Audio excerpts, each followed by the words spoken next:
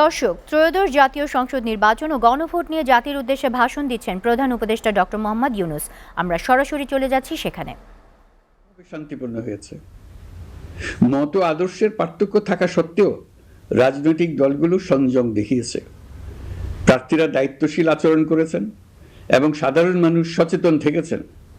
এই পরিবেশ হঠাৎ করে তৈরি হয়নি, এটি সম্মিলিত দায়িত্ববোধের ফল।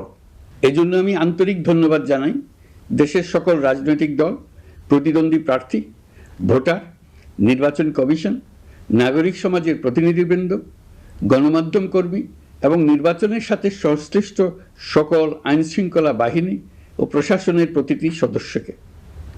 আপনাদের সম্মিলিত প্রচেষ্টায় আমরা একটি আশাব্যঞ্জক পরিবেশে নির্বাচন অনুষ্ঠানের দ্বার প্রান্তে পৌঁছতে পেরেছি। তবে এই শান্তিপূর্ণ পরিবেশের মাঝেও আমাদের হৃদয়ে গভীর বেদনার ছায়া রয়েছে। নির্বাচনের তফসিল ঘোষণার পর এবং প্রচারণাকালে সংঘটিত কয়েকটি সহিংস ঘটনায় আমরা কিছু মূল্যবান প্রাণ হারিয়েছি। এই সহিংসতা আমাদের জাতীয় বিবেককে নাড়িয়ে দিয়েছে। গণতন্ত্রের চর্চায় কোনো প্রাণ ঝরে যাওয়া কোনো সভ্য রাষ্ট্রের জন্য গ্রহণযোগ্য নয়। প্রিয় দেশবাসী, এবারের নির্বাচনে 51টি দল প্রতিদ্বন্দ্বিতা করছে, যা এ যাবৎকালের যে কোনো নির্বাচনের মধ্যে সর্বাধিক সংখ্যক রাজনৈতিক দলের অংশগ্রহণ। স্বতন্ত্র সহ মোট প্রার্থীর সংখ্যা 2000-এরও বেশি। আগের জাতীয় নির্বাচনগুলোতে এর চেয়ে বেশি প্রার্থী প্রায় কখনোই দেখা যায়নি। প্রিয় দেশবাসী, এবারের নির্বাচন শুধু আরেকটি নিয়মিত নির্বাচন নয়, এটি একটি গণ অভ্যুত্থানের পর দেশের প্রথম জাতীয় নির্বাচন। দীর্ঘ সময় ধরে জমে থাকা ক্ষোভ, বৈষম্য, বঞ্চনা ও অবিচারের বিরুদ্ধে জনগণের যে জাগরণ আমরা দেখেছি, এই নির্বাচন তার সাংবিধানিক প্রকাশ। রাজপথের সেই দাবি আজ আপনাদের ব্যালটের মাধ্যমে উচ্চারিত হতে যাচ্ছে। তাই এই নির্বাচন বাংলাদেশের গণতান্ত্রিক যাত্রায় একটি ঐতিহাসিক মাইলফলক। এই নির্বাচনের মাধ্যমে আমরা শুধু জনপ্রতিনিধি নির্বাচন করছি না, একই সাথে আমরা সিদ্ধান্ত নিচ্ছি বাংলাদেশ কোন পথে এগোবে। আমরা কি একটা বৈষম্যহীন, ন্যায়ভিত্তিক ও জবাবদিহিমূলক রাষ্ট্র গড়তে পারবো, নাকি আবারও পুরনো ক্ষমতা কেন্দ্রিক ও অনিয়ন্ত্রিত বৃত্তে ফিরে যাব? এই প্রশ্নের উত্তর দেবে গণভোট। আমি সকল প্রতিদ্বন্দ্বী প্রার্থীর প্রতি আন্তরিক আহ্বান জানাই, নির্বাচনের ফলাফল যাই হোক না কেন, ব্যক্তিগত বা দলীয় স্বার্থের ঊর্ধ্বে উঠে জাতির বৃহত্তর স্বার্থকে প্রাধান্য দিন। বিজয় যেমন গণতন্ত্রের অংশ, তেমনি পরাজয়ও গণতন্ত্রের অবিচ্ছেদ্য সত্য। নির্বাচনের পর সবাই মিলে একটি নতুন, ন্যায়ভিত্তিক, গণতান্ত্রিক ও অন্তর্ভুক্তিমূলক বাংলাদেশ গড়ার কাজে আত্মনিয়োগ করুন। প্রিয় দেশবাসী, আজ আমি বিশেষভাবে কথা বলতে চাই আমাদের তরুণ ভোটার ও নারী ভোটারদের সঙ্গে। আপনারাই সেই প্রজন্ম যারা গত 17 বছর ধরে ভোটাধিকার থাকা সত্ত্বেও ভোট দিতে পারেননি। আপনারা বড় হয়েছেন এমন এক বাস্তবতায় যেখানে ভোটের মুখোশ ছিল কিন্তু ভোট ছিল না, ব্যালট ছিল কিন্তু ভোটার ছিল না। এই দীর্ঘ সময়ের বঞ্চনা ও অবদমনের সবচেয়ে বড় মূল্য জাতিকে প্রতিদিন দিতে হয়েছে। তবু আপনারা আশা ছাড়েননি, অন্যায়ের সামনে মাথা নত করেননি। আন্দোলনে, প্রতিবাদে, চিন্তায় ও স্বপ্নে আপনারা একটি নতুন বাংলাদেশের আকাঙ্ক্ষা লালন করেছেন। আজ জুলাই গণঅভ্যুত্থানের মাধ্যমে ইতিহাসের গতিপথ বদলানোর সেই দিনটি এসেছে। বিশেষ করে আমাদের নারীরা মুক্তিযুদ্ধ থেকে শুরু করে বাংলাদেশের সবকটি গণ আন্দোলন, পরিবার থেকে রাষ্ট্র, সবখানেই শক্তি হয়ে দাঁড়িয়েছেন। নারীরাই ছিল জুলাই গণ অভ্যুত্থানের সম্মুখ সারির যোদ্ধা। নারীরাই এই দেশের অর্থনীতির অন্যতম চালিকা শক্তি। বৈদেশিক মুদ্রা আয়ের শক্ত ভিত, ক্ষুদ্র ঋণ, কুটির শিল্প, নারী উদ্যোক্তা, এই শব্দগুলোর পেছনে আছে পরিবর্তনের গল্প, পরিবার ও সমাজে স্বাবলম্বী হবার গল্প। আপনারা ঘরে, রাজপথে সমানভাবে সংগ্রাম করেছেন, সন্তানদের ভবিষ্যৎ আগলে রেখেছেন, সমাজকে টিকিয়ে রেখেছেন, অথচ রাষ্ট্রীয় সিদ্ধান্তে নিজেদের মত প্রকাশের সুযোগ থেকে দীর্ঘদিন বঞ্চিত হয়েছেন। এই নির্বাচন আপনাদের জন্য এক নতুন সূচনা। আর আমাদের তরুণরা, যাদের স্বপ্ন, মেধা ও শক্তি আগামী বাংলাদেশের ভিত্তি, এই ভোট আপনাদের প্রথম সত্যিকারের রাজনৈতিক উচ্চারণ। তাই আমি আপনাদের কাছে অনুরোধ নয়, দাবি জানাচ্ছি, ভয়কে পেছনে রেখে সাহসকে সামনে এনে ভোট কেন্দ্রে যান। আপনার একটি ভোট শুধু একটি সরকার নির্বাচন করবে না, এটি 17 বছরের নীরবতার জবাব দেবে, বাধাহীন ফেসিবাদের জবাব দেবে, জাতিকে নতুনভাবে গঠিত করবে এবং প্রমাণ করবে এই দেশ তার তরুণ ও নারী এবং সংগ্রামী জনতার কণ্ঠ আর কোনো দিন হারাতে দেবে না। প্রিয় নাগরিকবৃন্দ, নির্বাচন অবাধ, সুষ্ঠু, নিরপেক্ষ ও শান্তিপূর্ণ করতে সরকার সর্বোচ্চ প্রস্তুতি গ্রহণ করেছে। এবার রেকর্ড সংখ্যক আইনশৃঙ্খলা বাহিনীর সদস্য মোতায়েন করা হয়েছে।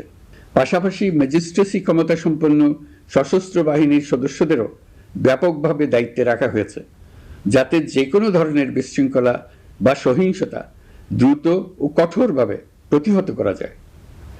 আমি গভীরভাবে বিশ্বাস করি তারা সকলেই ঈমান, দেশপ্রেম ও কর্তব্যনিষ্ঠায় উজ্জীবিত হয়ে তাদের উপর অর্পিত মহান দায়িত্ব সুষ্ঠু ও সুচারুরূপে পালন করবেন। প্রযুক্তির সর্বোচ্চ ব্যবহার নিশ্চিত করতে প্রথমবারের মতো সারা দেশে ব্যাপক পরিসরে সিসি ক্যামেরা স্থাপন করা হয়েছে। ভোট কেন্দ্রে দায়িত্বরত কর্মকর্তারা শরীরের সাথে সেটে রাখা ক্যামেরা ব্যবহার করছেন। নিরাপত্তা ও নজরদারিতে ড্রোন ও ডগ স্কোয়াড ব্যবহারের ব্যবস্থাও রাখা হয়েছে। এসব ব্যবস্থার একমাত্র লক্ষ্য ভোটাররা যেন নির্ভয়ে, নিশ্চিন্তে ও সম্মানের সঙ্গে তাদের ভোটাধিকার প্রয়োগ করতে পারেন। এই নির্বাচনকে আরও অন্তর্ভুক্তিমূলক করার জন্য আমরা কিছু ঐতিহাসিক পদক্ষেপ গ্রহণ করেছি। প্রথমবারের মতো প্রবাসী বাংলাদেশিদের ভোটাধিকার প্রয়োগের সুযোগ সৃষ্টি করা হয়েছে। বিশ্বের বিভিন্ন প্রান্তে বসবাসকারী আমাদের ভাই বোনেরা দেশের ভবিষ্যৎ নির্ধারণে অংশগ্রহণ করতে পারছেন। এটি আমাদের গণতন্ত্রের পরিসরকে আরও বিস্তৃত করেছে। আমাদের এই নতুন অভিজ্ঞতা অন্যান্য দেশে প্রচলনের জন্য ইতিমধ্যে কয়েকটি দেশ আগ্রহ প্রকাশ করেছে এবং আমাদের অভিজ্ঞতার প্রতিটি ধাপ তারা পর্যবেক্ষণ করছে। একই সঙ্গে দেশে অবস্থানরত সরকারি কাজে নিয়োজিত ব্যক্তি, আইনশৃঙ্খলা বাহিনীর সদস্য এবং আইনি হেফাজতে বা কারাগারে থাকা যোগ্য নাগরিকদের জন্য পোস্টাল ব্যালটের মাধ্যমে ভোট প্রদানের সুযোগ দেওয়া হয়েছে। এটি প্রমাণ করে রাষ্ট্র কাউকে বাদ দিয়ে নয়, সবাইকে সঙ্গে নিয়েই এগোতে চায়। ভোটাধিকার কারোর দয়া নয়, এটা আমাদের সংবিধানিত মৌলিক অধিকার। এই অধিকার প্রয়োগের মাধ্যমেই আমরা ঠিক করি আমাদের ভবিষ্যৎ কোন পথে যাবে। একটি অবাধ ও সুষ্ঠু অংশগ্রহণমূলক নির্বাচন নিশ্চিত করা শুধু সরকারের দায়িত্ব নয়, এটি রাষ্ট্রের প্রতিটি নাগরিকের দায়িত্ব। রাজনৈতিক দলগুলোর প্রতি আমি অত্যন্ত স্পষ্টভাবে বলতে চাই, আপনারা দলের কেন্দ্র থেকে তৃণমূল পর্যন্ত সর্বস্তরের নেতাকর্মীদের দায়িত্বহীনভাবে নির্দেশ দিন যেন কেউ কোনো ধরনের বিশৃঙ্খলা, সহিংসতা, ভয়ভীতি প্রদর্শন, কেন্দ্র দখল, ভোটে প্রভাব বিস্তার করা কিংবা উস্কানিমূলক কর্মকাণ্ডে জড়িত না হয়। কেউ যেন সোশ্যাল মিডিয়াতে বা অন্য কোনোভাবে গুজব না ছড়ায়। রাষ্ট্র কোনোভাবেই এই ধরনের আচরণ সহ্য করবে না। ইতিহাস আমাদের শিক্ষা দেয়, একটি ত্রুটিপূর্ণ, প্রশ্নবিদ্ধ বা সহিংসতাপূর্ণ নির্বাচন শেষ পর্যন্ত কারো জন্যই মঙ্গল বয়ে আনে না, বরং দেশের সর্বনাশ ডেকে আনে।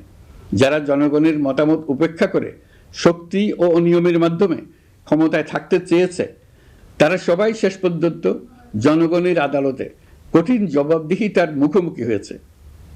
প্রিয় দেশবাসী, নির্বাচনী প্রক্রিয়া শুরু হওয়ার পর থেকেই আমরা লক্ষ্য করছি একটি চিহ্নিত মহল পরিকল্পিতভাবে গুজব ও অপতথ্য ছড়িয়ে নাগরিকদের মনে সন্দেহ, ভয় ও বিভ্রান্তি সৃষ্টি করার চেষ্টা করছে।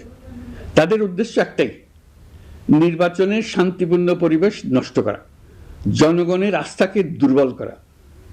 আমি আপনাদেরকে অনুরোধ করছি, সতর্ক থাকুন, দায়িত্বশীল থাকুন, যাচাই না করে কোনো তথ্য শেয়ার করবেন না। গুজবের বিরুদ্ধে সবচেয়ে বড় অস্ত্র হলো সচেতনতা ও সত্য। নির্বাচন নিয়ে যারা বিগত মাসগুলোতে উদ্দেশ্যমূলকভাবে সংশয়, সন্দেহ সৃষ্টি করেছিল, তারা সম্পূর্ণভাবে ভুল প্রমাণিত হয়েছে। জনগণকে বিভ্রান্ত করতে তারা চূড়ান্তভাবে ব্যর্থ হয়েছে। আপনারা সকল প্রকার অপপ্রচার থেকে নিজেদের মুক্ত রাখুন, তথ্য যাচাইয়ের জন্য সরকারের সঙ্গে সার্বক্ষণিক যোগাযোগ রাখুন। নির্বাচন বন্ধু হটলাইন 333 এতে ফোন করে সঠিক খবর জেনে নিন। এখন নতুন করে অপপ্রচার চালানো হচ্ছে যে বর্তমান অন্তর্বর্তী সরকার নাকি নির্বাচিত জনপ্রতিনিধিদের কাছে দায়িত্ব হস্তান্তর করবে না।